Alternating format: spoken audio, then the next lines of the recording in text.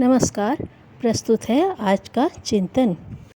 हमने एक दिन गुरुदेव से पूछा, गुरुदेव आपने गायत्री मंत्र का जप किया, आपको रिद्धि सिद्धि मिली, परंतु ऐसे कई लोग हैं जिन्होंने अनेक साधना पुरस्चरण संपन्न किए हैं, परंतु वैसी उपलब्धि उन्हें नहीं मिली। इसका कारण बताने की कृपा करें। गुरुदेव ने कहा, बेटा साधना कभी व्यर्थ नहीं जाती। जप तप का लाभ सबको मिलता है, परंतु जिन्होंने अध्यात्म का मर्म नहीं समझा, कूप मंडूक बनकर अहंकार और तृष्णा में पद और प्रतिष्ठा की भूख लिए रहते हैं, वे भला कैसे इसका लाभ पा सकते हैं।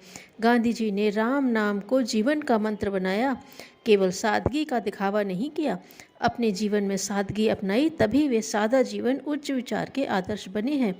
केवल खादी पहन लेने से नहीं, अंतस में भी वे गुण अपनाने होंगे जिनसे सादगी दिखाई देती हो।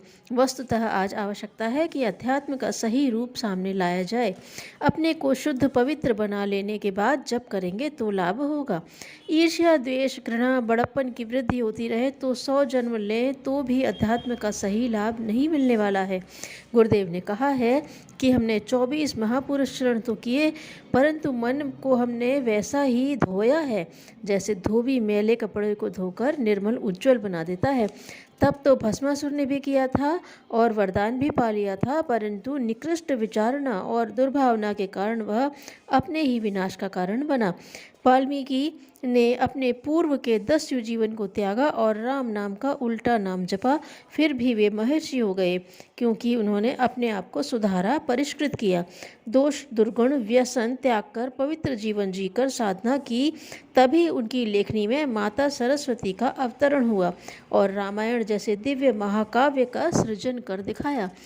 जब भगवान राम ने सीता माता को वनवास भेजना चाहा, तब वाल्मीकि ऋषि के आश्रम को चुना, जहाँ सीता माता के गर्भ में पल रहे लव कुश को दिव्य संस्कार मिल सके।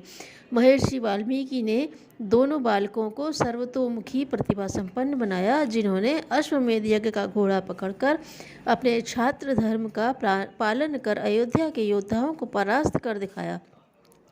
अंगुलीमाल डाकू था, अम्बपाली नगर वधू थी, परंतु जब भगवान बुद्ध की शरण में जाकर इस कलुषित जीवन को छोड़कर भगवान बुद्ध की प्रेरणा पर आधारित परोपकारमय पवित्र जीवन जीना प्रारंभ किया तो अग्रिम पंक्ति के शिष्य कहलाए।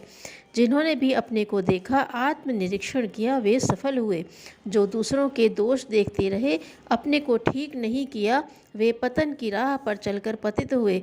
आत्मिक प्रसुप्त शक्तियों के जागरण के लिए प्रयास करने वाले साधकों को हर क्षण चौकन्ना रहना पड़ता है।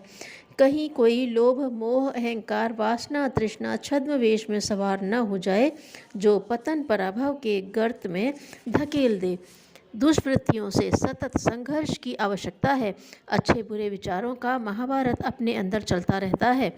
परम पूज्य गुरुदेव सदैव यही कहा करते थे कि साधना कर ली तो क्या, साधना के साथ स्वाध्याय भी उसी प्रकार जरूरी है। जिस प्रकार अपने कमरे में नित्य झाड़ू लगाकर कूड़ा करकट फेंकना, अपने मन रूपी कमरे में स्वाध्याय रूपी झाड़ू लगानी चाहिए, ताकि प्रतिकूल नकारात्मक विचार हटें, अच्छे विचार स्थान लें। स्थूल शरीर के दोष आलस से असंयम है। उपासना के पूर्व पवित्रीकरण किया जाता है। पवित्रीकरण का अर्थ है पवित्रता धारण करना। केवल शरीर की पवित्रता नहीं, मन की पवित्रता भी चाहिए। कर्म कांड में पवित्रीकरण का यही उद्देश्य है। भावना का क्रिया के साथ पुट होना जरूरी है। कर्म कांड मात्र क्रिया प्रधान रहा तो वह ढकोसला है। भावना तो प्राण है। गाड़ी खरीदी है, परंतु कुशल चालक नहीं तो गाड़ी व्यर्थ है। उसी प्रकार कर्म कांड के साथ जो भावनाएं प्रेरणाएं हैं, उनका ज्ञान भी होना चाहिए। पवित्रीकरण का मंत्र बोलकर अपने शरीर पर छिड़कते हैं और भावना करते हैं कि हमारे ऊपर पवित्रता की वर्षा हो रही है, जो हमारी अपवित्रता को मलिनता को धो रही है। मन शुद्ध पवित्र हो रहा है। शरीर मन अंतःकरण की पवित्रता विकसित हो रही है। आचरण में पवित्रता बढ़ रही है। शांति करुणा संवेदना बढ़ रही है। दया प्रेम सेवा के ईश्वरीय गुण विकसित हो रहे हैं। निष्ठुरता कृपणता कपट भाव शोषण भाव मिट रहे हैं। कचाए कलमश बड़प्पन झूठी शान के अध्यात्म विरोधी दुर्गुण मिट रहे हैं। पवित्रीकरण के बाद 3 आचमन करते हैं। पहले आचमन से स्थूल शरीर के लिए प्रेरणा है कि जागरूकता और संयमशीलता आए। इसी प्रकार दूसरा आचमन सूक्ष्म शरीर के लोभ दोष लोभ और मोह को दूर करने के लिए। लोभ मोह दोनों ही सूक्ष्म शरीर में की शक्तियों को क्षीण करने वाले दोष हैं। तीसरा आचमन कारण शरीर के लिए है। कारण शरीर के दोष हैं अविवेक और अनास्था। कर्म फल अकाट्य है। अवतार को नहीं छोड़ा तो हम सामान्य जन को कैसे छोड़ सकता है। जो कर्म फल पर विश्वास करता है वही आस्तिक है। पिछले जन्म के पुण्य के बदले आप भले ही अच्छे पद पर बैठे हों, परंतु इस जन्म के पाप कर्म तुम्हें नहीं छोड़ेंगे। यह विश्वास रखें कि ईश्वर सर्वव्यापी है और हर क्षण आपको देख रहा है। तीसरा आचमन विवेक अपनाकर आस्तिक बनने की प्रेरणा देता है। करुणा भाव संवेदना जगाकर मानव की रक्षा करें, सेवा करें, सज्जन बने, परोपकार करें, दुष्ट न बने। आचमन के बाद शिखा वंदन किया जाता है। शिखा मस्तिष्क के सर्वोच्च शिखर पर होती है। शिखा ऊंचे विचारों का झंडा है। धन संतान मकान ऊंचे नहीं, संस्कृति और सिद्धांत ऊंचे होते हैं। आदर्श और सिद्धांतों का यह अंकुश सदैव आदर्श पर चलने की प्रेरणा देता है। शिखा वंदन के साथ भावना करें कि हम श्रेष्ठ विचारों और विवेकशीलता धारण कर रहे हैं।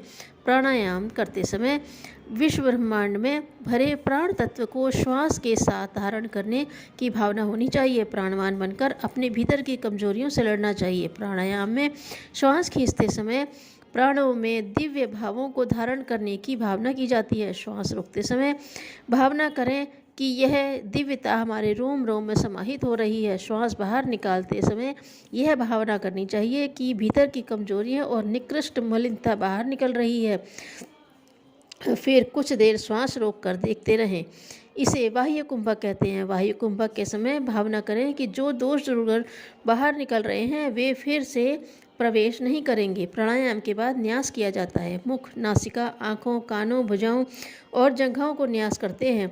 मुख का स्पर्श करते समय भावना करें कि मुख से वही आहार ग्रहण करेंगे जो तन और मन के लिए सात्विक हो, स्वास्थ्य संवर्धक हो। वाणी संयमित और मधुर ही रखेंगे। नासिका को स्पर्श करते समय भावना करें कि सुगंधित और स्वच्छ वायु में ही रहेंगे। अच्छा वातावरण बनाएंगे, पर्यावरण की रक्षा करेंगे। आँखों का न्यास करते समय भावना करें कि कुदृष्टि से नहीं देखेंगे।